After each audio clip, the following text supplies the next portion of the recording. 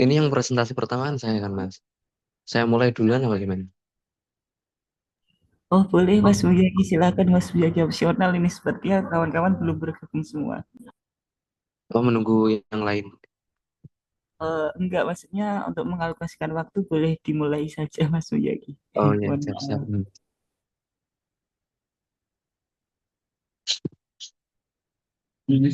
Bentar ya, Mas. Saya share screen dulu.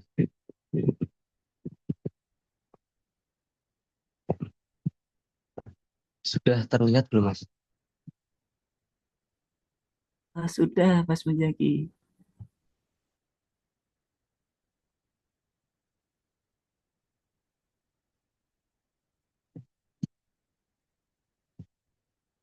Bentar, bentar.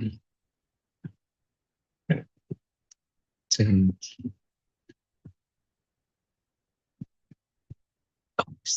Terima kasih.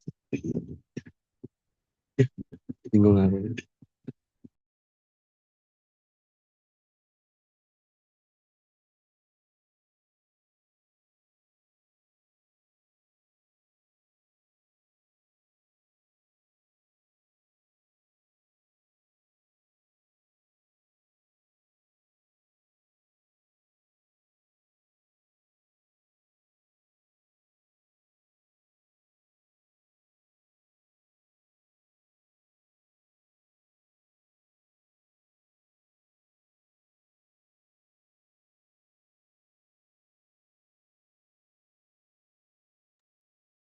Baik, saya mulai. Assalamualaikum warahmatullahi wabarakatuh. Innalhamdulillah, sholatan wa salaman daimin udala bitawa min mulkillah wa ala alihi wa sahbihi wa mawalah amma ba'du. Sebelumnya perkenalkan nama saya Nur Abdul Muzaki, NIM 3150210019.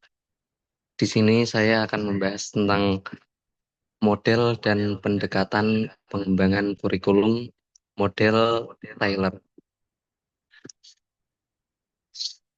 Yang pertama, pengertian kurikulum. Kurikulum sendiri adalah proses perencanaan dan penyusunan kurikulum oleh pengembang kurikulum, agar kurikulum yang dihasilkan dapat menjadi bahan ajar dan acuan yang digunakan untuk mencapai tujuan pendidikan. Selanjutnya, menurut Rap Taylor, kurikulum sendiri ialah semua kegiatan belajarnya siswa yang telah direncanakan dan diarahkan oleh sekolah untuk mencapai tujuan pendidikan. Selanjutnya ada konsep pengembangan kurikulum. Di sini konsep pengembangan kurikulum sendiri mencakup beberapa aspek. Yang pertama mulai dari landasan, model, pendekatan, hingga prinsip-prinsip yang mendasari proses tersebut. Konsep pengembangan kurikulum sendiri menurut Taylor itu berfokus pada 4 pernyataan fundamental yang harus dijawab dan proses pengembangan kurikulum. Yang pertama ada tujuan pendidikan, yang kedua ada pengalaman belajar apa yang akan disediakan, yang ketiga ada bagaimana pengalaman belajar itu diorganisasikan, dan yang terakhir ada bagaimana keberhasilan mencapai tujuan dievaluasi. Selanjutnya, langkah-langkah pengembangan kurikulum menurut Taylor itu tidak menyebutkan langkah-langkah konkret dalam pengembangan kurikulumnya. Taylor hanya memberikan dasar-dasarnya saja. Model pengembangan ini dapat dilihat pada tahapan berikut. Yang pertama itu ada tujuan. Tujuan sendiri, mm,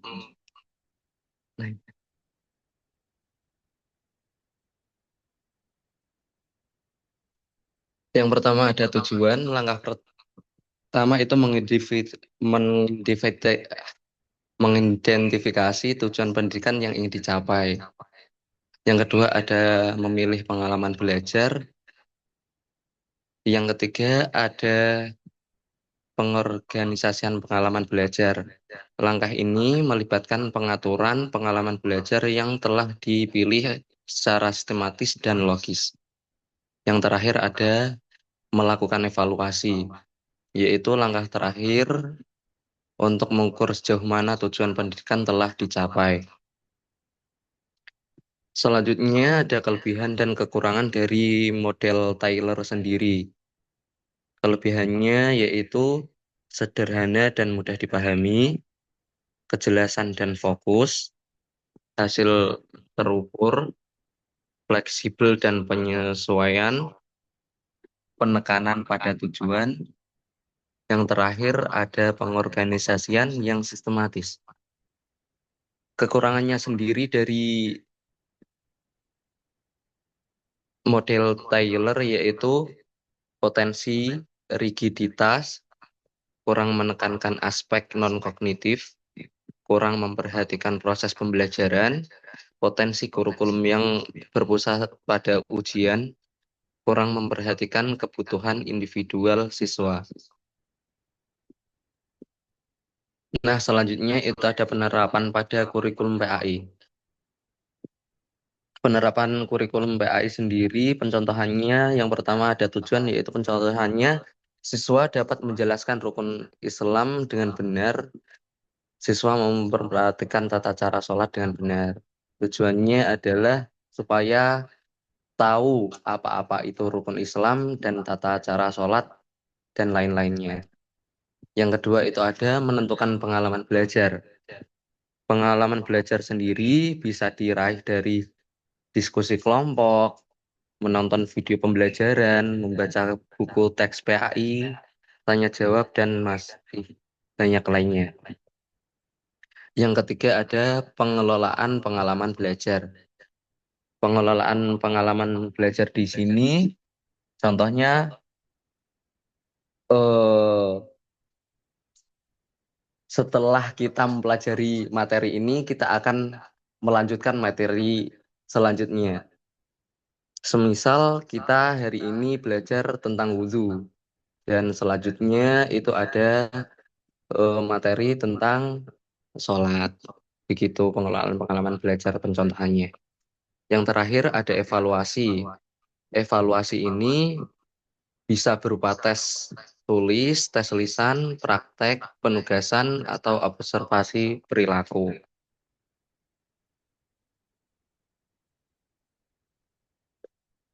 Cukup sekian dari saya. Apakah ada teman-teman yang ingin bertanya dari materi saya tadi?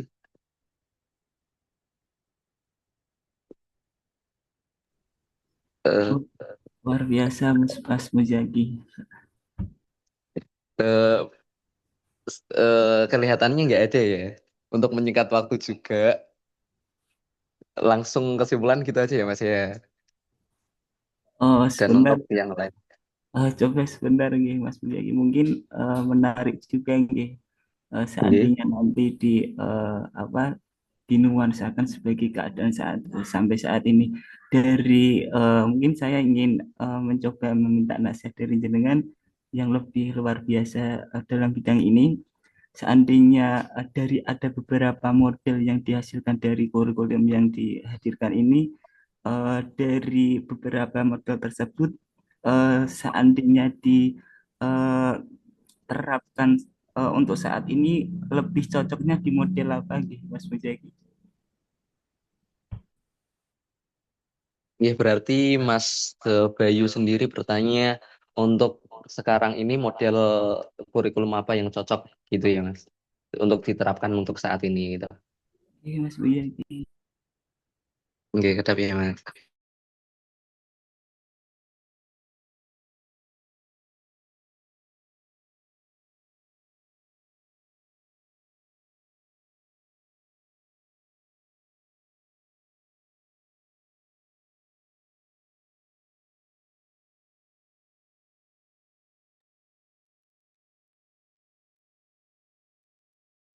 Mungkin untuk saat ini, karena tadi pembahasan saya itu model kurikulum yang dibahas oleh Tyler, itu berfokus pada tujuan lalu evaluasi, begitu begitu saja. Mungkin untuk saat ini model kurikulum yang dijelaskan oleh Tyler itu tidak cocok, Mas. Untuk saat ini kurikulum yang cocok menurut saya itu kurikulum yang lebih ke menekankan ke teknologi untuk menyaingi perkembangan zaman untuk saat ini. Kalau dari kurikulum yang saya jelaskan tadi itu mungkin belum, mungkin sudah tidak zamannya lagi, Mas. Karena itu cuma berfokus pada tujuan lalu tes evaluasi, begitu saja. Mungkin untuk saat ini lebih ke modernisasi gitu, Mas. Baik, Mas Muzaki, luar biasa, Mas Muzaki. Terima kasih Mas Haji atas pertanyaannya. Yang lain apabila mau bertanya,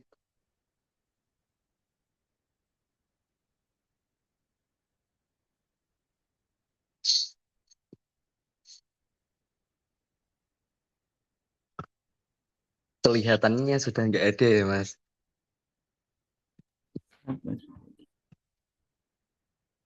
Berhubung sudah tidak ada yang tanya, di sini saya akan tutup dengan kesimpulan dari materi yang saya paparkan tadi. Kesimpulannya adalah kurikulum ialah semua kegiatan belajarnya siswa yang telah direncanakan dan diarahkan oleh sekolah untuk mencapai tujuan pendidikannya. Dan penggambaran kurikulum adalah proses perencanaan dan penyusunan kurikulum oleh pengembang kurikulum, agar kurikulum yang dihasilkan dapat menjadi bahan ajar dan acuan yang digunakan untuk mencapai tujuan pendidikan. Pengembangan kurikulum menurut Taylor sendiri itu berfokus pada 4 pertanyaan. Yang pertama itu tujuan pendidikan apa yang ingin dicapai, pengalaman belajar apa yang akan disediakan, bagaimana pengalaman belajar yang ingin diorganisasikan, dan yang terakhir, bagaimana keberhasilan mencapai tujuan dievaluasi. Cukup sekian presentasi dari saya. Apabila ada kesalahan, saya mohon maaf yang sebesar-besarnya. Wassalamualaikum warahmatullahi wabarakatuh. Waalaikumsalam warahmatullahi wabarakatuh. Izin mohon maaf ini dimulai dari Kak Mina dulu atau dari saya nggih? Mas Bayu, boleh. Baik Kak, terima kasih Kak.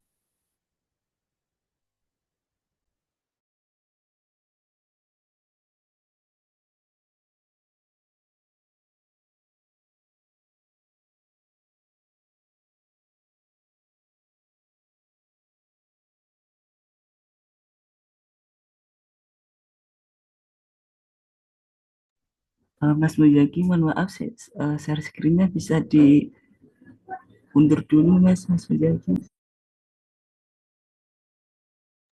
Inggih, kita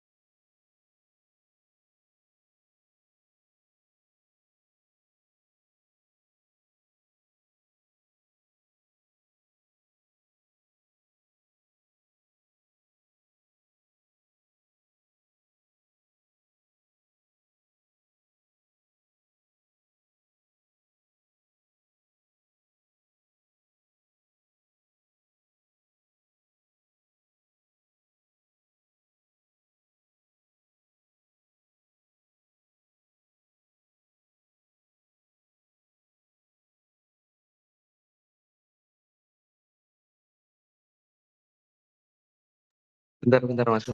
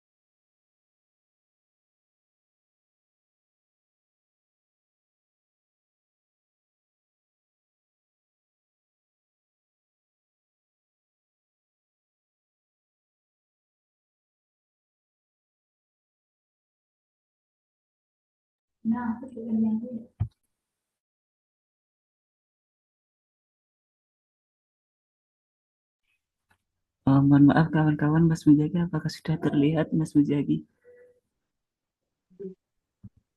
Sudah, Mas. Oh, terima kasih Mas Mujagi, luar biasa. Salam sejahtera, Bismillahirrahmanirrahim. Assalamualaikum warahmatullahi wabarakatuh. Terima kasih kawan-kawan atas segala kontribusinya dan partisipasinya. Baik, saya Satria Bayi Aji Pamungkas uh, izin untuk mengulik sesuatu terkait apa tugas yang dihadirkan kemarin terkait model kurikulum pendidikan agama Islam berkolaborasi yang dihadirkan oleh Olivia. Tentunya dari model pembelajaran ini tidak tidak tidak jauh lebih seperti yang disampaikan kepada beliau Mas Mujaki. Akan tetapi saya nanti mengulik spesifik terkait model dari Olivia. Untuk mengalokasikan waktu, saya mencoba membingkai dari kurikulum ini saya menganalogikan seperti resep yang dimana sebuah pencapaian makanan atau sebuah pencapaian proses pengobatan tentunya kita apa namanya mengetahui resep yang dihadirkan pada koki atau yang dihadirkan kepada dokter yang dimana sudah sesuai dengan kebutuhan kita, sudah sesuai dengan apa diagnosa penyakit kita. Oleh sebab itu, dari kurikulum yang nanti dihadirkan menjadi sebuah makanan yang lezat, menjadikan sebuah eh, proses pengobatan yang luar biasa. Tentunya kita sebagai pasien mengetahui bagaimana resep yang dihadirkan.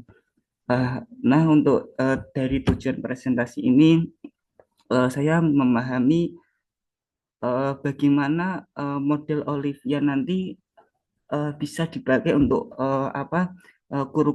kurikulum PAI yang modern ini. Oleh sebab itu, dari model Olivia yang dihadirkan, saya menganalogikan juga untuk memudahkan pembelajaran dari saya, bagaimana kita mencoba membingkai seperti pabrik canggih yang membuat mobil, yang dimana dalam kita membuat mobil kita mengetahui alur kerja yang dihadirkan dari sebuah proses pembuatan mobil tertentu, konstruksi dari pembuatan mobil tersebut.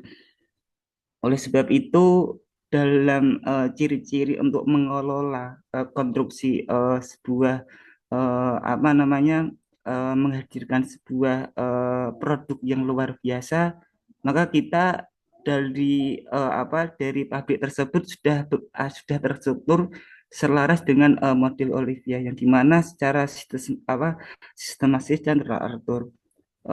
Artinya apa? Ketika produk yang kita jalankan, proses konstruksi yang dihadirkan ini sudah sesuai dari kurikulum, sudah sesuai dari pabrik tersebut, sudah diatur.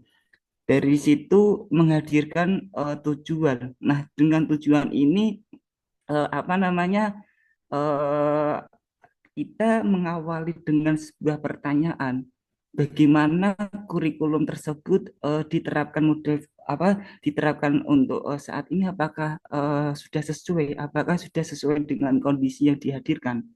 Maka dengan tersebut kita nanti seiring berjalannya dengan waktu kita melakukan sebuah perbaikan. Untuk selanjutnya langkah-langkah dari model Olivia ini ada beberapa fase, tetapi saya lebih mengulik yang terpenting saja, yang dimana fase satu dari model Olivia ini adalah menganalisis kebutuhan terkait apa yang dibutuhkan dari masyarakat ini, apa yang dibutuhkan dari negara ini. Selanjutnya nanti kita setelah memahami bagaimana kondisi saat ini, tentunya kita langsung di fase 2 untuk merancang kurikulum yang dimana kita sudah ketahui apa yang dibutuhkan negara, apa yang dibutuhkan masyarakat. Nah, selanjutnya terkait merancang pembelajaran juga. Tentunya tentunya dari sini kita membingkai dengan sesuai pembelajaran yang sesuai dengan kurikulum dari model Olivia. Selanjutnya adalah evaluasi, karena di sini waktunya agak terbatas. Ternyata nggih Mas Muyaki langsung di contoh desain kurikulum PAI di model Olivia integrasi dari teknologi, yang dimana seperti contoh dakwah bikin konten positif, kegiatan di kelas, proyek kelompok membuat video desain atau poster digital. Nah, alat bantu medianya adalah aplikasi ini selaras dengan integrasi dari teknologi.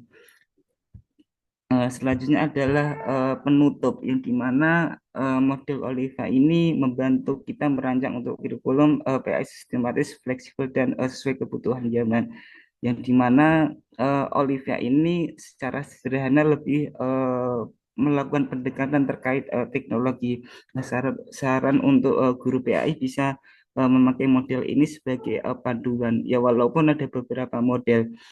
Selanjutnya adalah lembaga pendidikan perlu mengadakan pelatihan agar guru bisa menguasai model ini. Terima kasih atas partisipasinya kawan-kawan. Sejuta maaf. Wabillahi taufiq wal hidayah. Wassalamualaikum warahmatullahi wabarakatuh.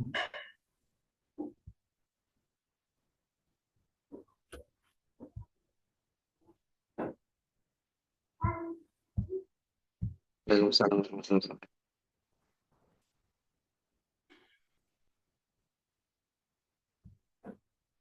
Mohon maaf Mas Bayu, berarti ini selanjutnya saya ya. Ya betul Kak Mina.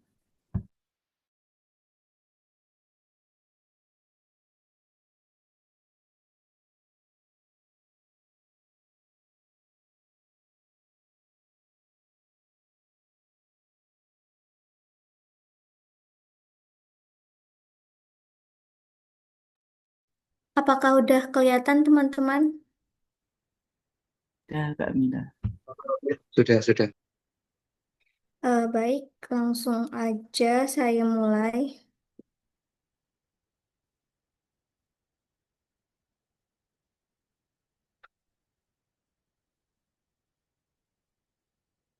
Assalamualaikum warahmatullahi wabarakatuh.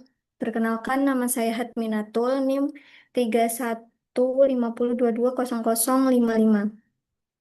Di sini saya akan mempresentasikan model dan pendekatan pengembangan kurikulum, yaitu ada 4, model Tyler, Taba, Wheeler, dan Oliva.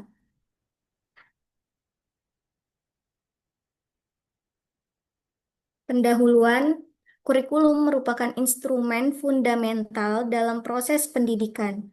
Ia bukan hanya sekedar daftar mata pelajaran yang diajarkan di sekolah, tetapi juga mencakup tujuan pendidikan, pengalaman belajar, metode pengajaran, serta evaluasi hasil belajar. Kurikulum memiliki fungsi sebagai pedoman penyelenggaraan pendidikan agar dapat mencapai tujuan yang telah ditetapkan, baik tujuan nasional maupun kebutuhan spesifik seperti peserta didik. Dalam sejarah pengembangan kurikulum, terdapat berbagai teori, model, serta pendekatan yang digunakan untuk merumuskan, menyusun, dan mengevaluasi kurikulum. Nah, di antara model yang paling berpengaruh dan sering dijadikan rujukan hingga saat ini adalah model Tyler, Taba, Wheeler, dan Oliva. Keempat model ini memiliki karakteristik dan keunikan masing-masing, namun tetap memiliki benang merah berupa kerangka sistematis dalam merancang kurikulum. Yang pertama yaitu model Tyler. Latar belakangnya model Tyler ini dikembangkan oleh Ralph W. Tyler pada tahun 1902 sampai dengan 1994. Nah, seorang ahli pendidikan Amerika melalui bukunya yang sangat berpengaruh berjudul Basic Principles of Curriculum and Instruction 1949. Karya ini sering dianggap sebagai tonggak awal kurikulum modern karena memberikan kerangka berpikir yang sistematis dalam merancang, melaksanakan, dan mengevaluasi kurikulum. Nah, model ini kemudian dikenal dengan istilah Tyler Rational karena memberikan alasan logis mengenai bagaimana kurikulum harus dikembangkan. Terus ini ada prinsip dasarnya. Tyler ini berangkat dari pandangan bahwa pendidikan harus memiliki tujuan yang jelas, terukur, dan dapat dievaluasi. Kurikulum menurutnya harus berorientasi pada pencapaian tujuan, sehingga segala sesuatu yang dirancang, dilaksanakan, dan dievaluasi dalam proses pembelajaran itu mengacu pada tujuan pendidikan. Terus selanjutnya yaitu ada 4 pertanyaan kunci Tyler. Tyler merumuskan 4 pertanyaan mendasar yang menjadi kerangka pengembangan kurikulum. Yang pertama itu misalnya kayak apa tujuan pendidikan yang harus dicapai sekolah. Terus menekannya pentingnya tujuannya itu jelas, operasional dan dapat diukur. Terus pengalaman belajar ya, apa yang dapat diberikan untuk mencapai tujuan tersebut. Misal guru memilih metode, aktivitas, dan strategi belajar yang relevan. Terus selanjutnya bagaimana pengalaman belajar itu diorganisasikan secara efektif, bisa menyusun kegiatan belajar secara sistematis, berurutan, dan saling berkaitan. Terus bagaimana kita dapat mengetahui apakah tujuan tersebut telah tercapai, bisa dilakukan dengan evaluasi untuk mengukur ketercapaian tujuan. Terus ada tahap-tahap model Tyler. Berdasarkan pertanyaan di atas, Tyler ini membangun 4 tahapan utama dalam pengembangan kurikulum. Yang pertama yaitu merumuskan tujuan pendidikan, terus yang kedua memilih pengalaman belajar, yang ketiga mengorganisasi pengalaman belajar, terus yang terakhir yaitu evaluasi.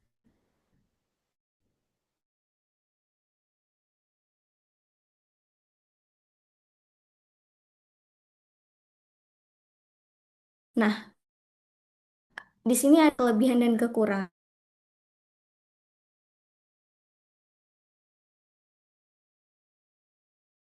Evaluasi sebagai bagian dari kurikulum. Nah, di sini ada yang pertama yaitu terlalu menekankan pada tujuan yang terukur sehingga aspek afektif atau non kognitif kadang terabaikan. Terus bersifat linier padahal pengembangan kurikulum seringkali dinamis dan siklis. Terus yang kedua yaitu model Taba. Nah, latar belakangnya model Taba ini dikembangkan oleh Hilda pada tahun 1962. Taba dikenal sebagai tokoh yang menekankan pentingnya